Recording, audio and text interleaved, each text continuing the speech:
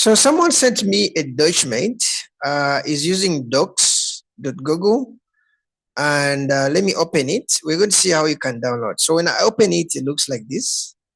For those of you who know docs.google, like, you can really try to edit this file several people.